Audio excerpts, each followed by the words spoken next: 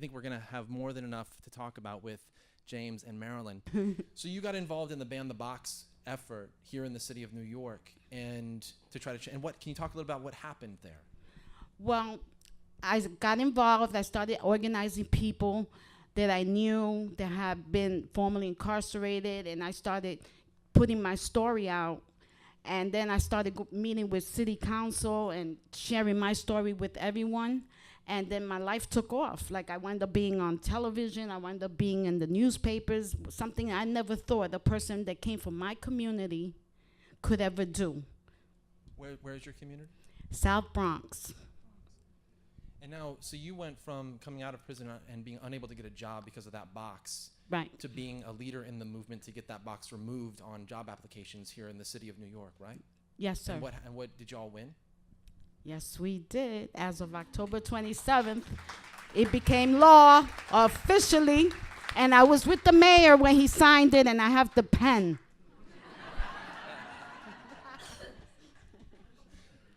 Marilyn, what does your family think of your work?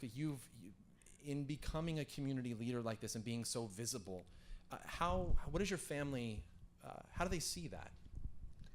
Well, you know, when I came home in 97, it was hard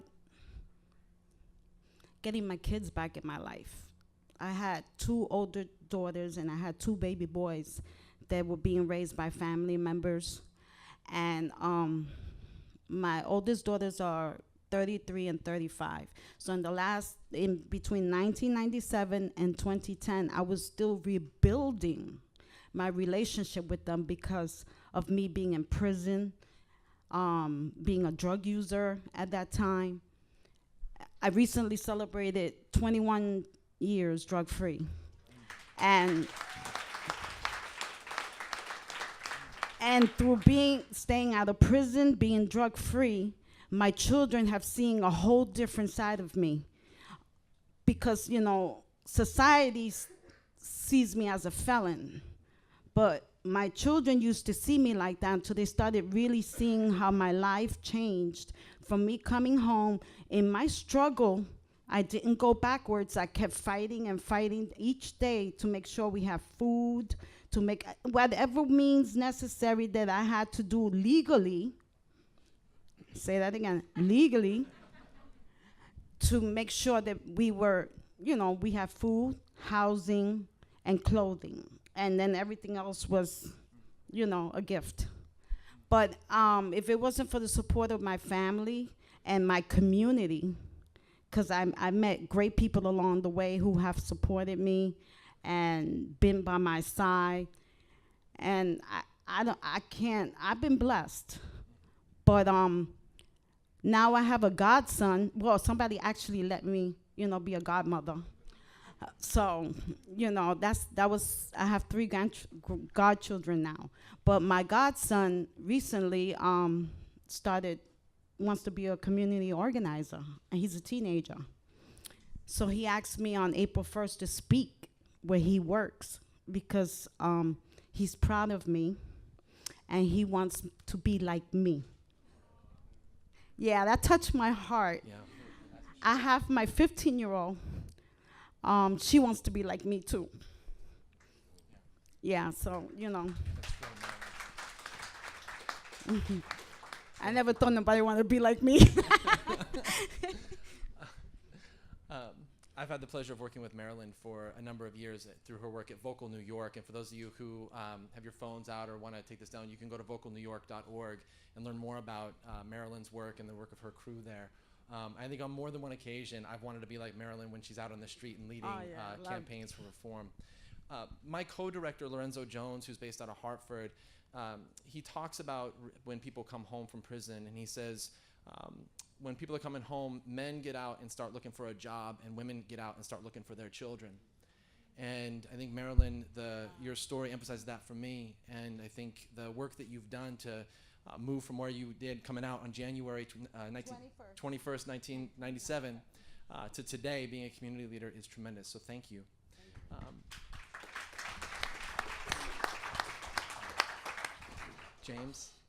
James Ellaby. James and I just met this evening when I got here, and the first thing I noticed when I walked in were these beautiful tables that are in the back corner that you may see, and if you haven't, you should check out before you leave. James is part of the group Refoundry, which is a co-sponsor of this event this evening. And James and I got to talk in the back, and time moved by pretty quickly. We spent a good 10, 15 minutes, and we thought we were just going to take a few. James, you were telling me this story of your work as a designer. You were designing furniture. You've launched your own business here after being incubated at Refoundry, which is remarkable in and of itself. But you were telling me a story about some recent good news that you had in February. Can you talk a little bit about that? Is this? Oh, it is on. All right. Let me see. Basically, I'm a little nervous. All right. But recently I had designed, first of all, I have to say that, I owe a lot of this, to Refoundry for giving me this opportunity to make something out of my life. I've been in and out of prison a few times, and I've never had the opportunity that I had this time, when I signed up for Refoundry, really to make a difference in my life and really to live a life, to my fullest potential. You understand? Man, I love my life today. And what I want to say is this.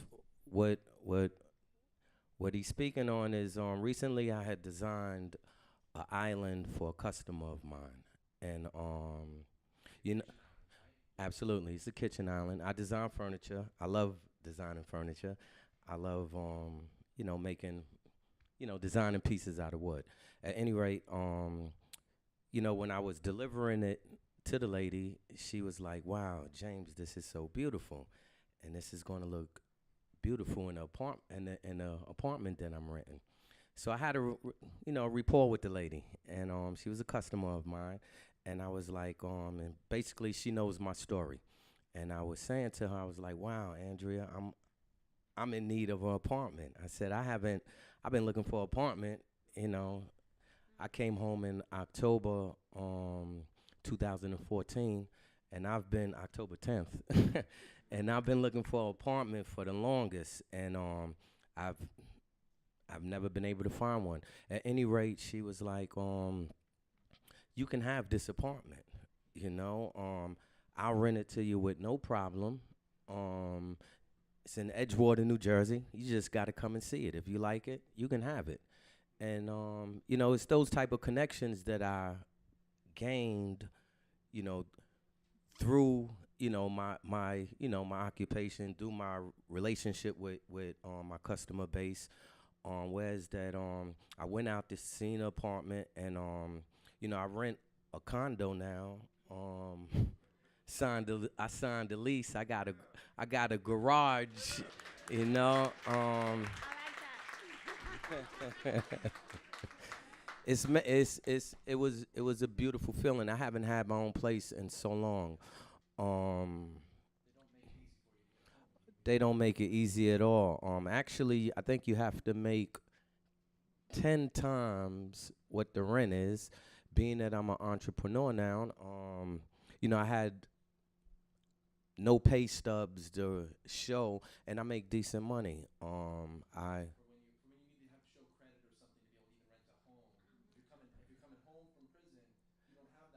You don't have none of that. And it's I kid you, I don't know any other way you're not getting an apartment, and that's how it was for me for a long time. I had Tommy Safian, I had the whole Refoundry team trying to help me get an apartment. Everybody, people, even my family members was trying to help me, and oh my God. The problem that I'm faced with right now is that I'm on parole in Manhattan, and I need parole to transfer my case to New Jersey so I can live legally in an apartment that I'm renting. And every time I go to parole, for the last maybe 2 months, I have a new parole officer. And for the last 2 months, they told me they was going to make a home visit. They haven't visited me yet, you know. And I don't know, basically, you know, I'm waiting on them to make a home visit. I'm waiting, you know, I'm waiting to get a steady parole officer so I can, you know, even put in for an interstate transfer.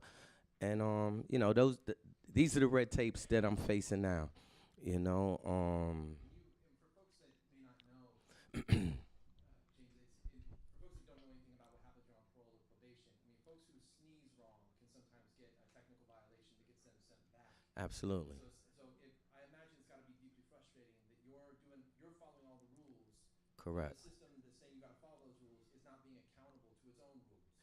The thing about the division of parole, basically they don't answer to anyone. You know, they do what they do. They do what they want to do. You know, like I said, I've been waiting.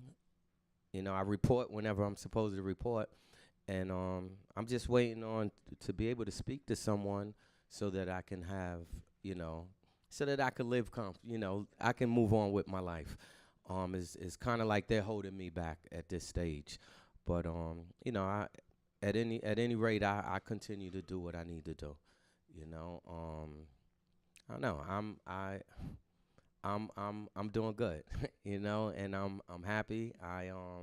You know, I'm doing the best I've ever done in my life. I have two aunts here that visited. You know, used to come to see me in prison, and you know. When I see them, and you know, they don't, you know, yes, they express, you know, how proud they are of me, but I could just see it in their face, you know what I mean? Was that you know, I'm out here this time. I have since 1983. I have not been in the street for I don't know. I don't think I've been in the street for 90 days without going back to prison since 1983. I've been home now almost 3 years, and man,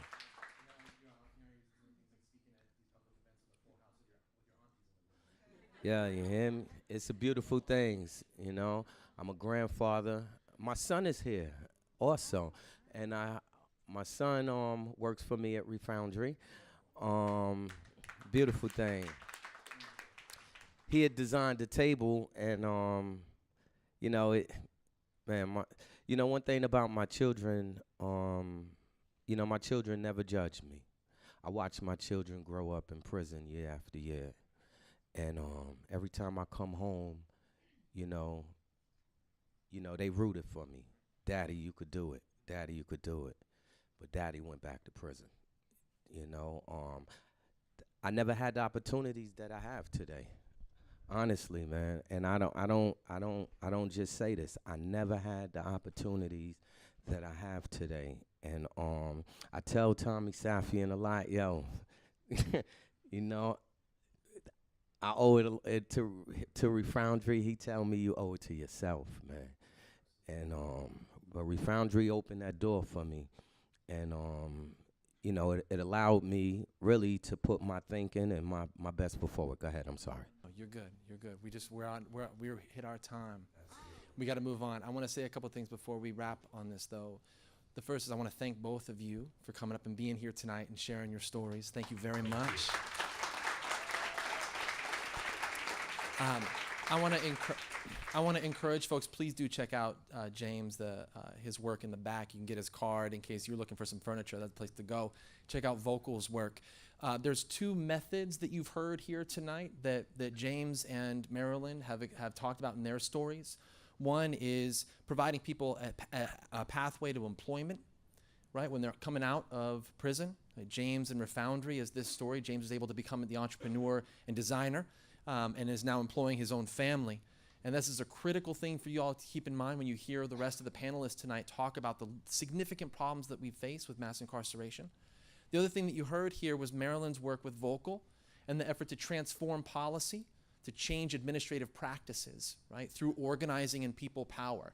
And if Marilyn's story doesn't inspire you, that you can, if you think, well, how are we going to change this? Go read Marilyn's story about how they went and changed it. Folks who have been completely dismissed by the system, and then who are then, after years of fighting, signing a bill with the mayor to make the employment practices or employment pathways more fair and equitable. So keep those two methods in mind as you're hearing the rest of the speakers this evening. Let's give another round of applause to our speakers, please.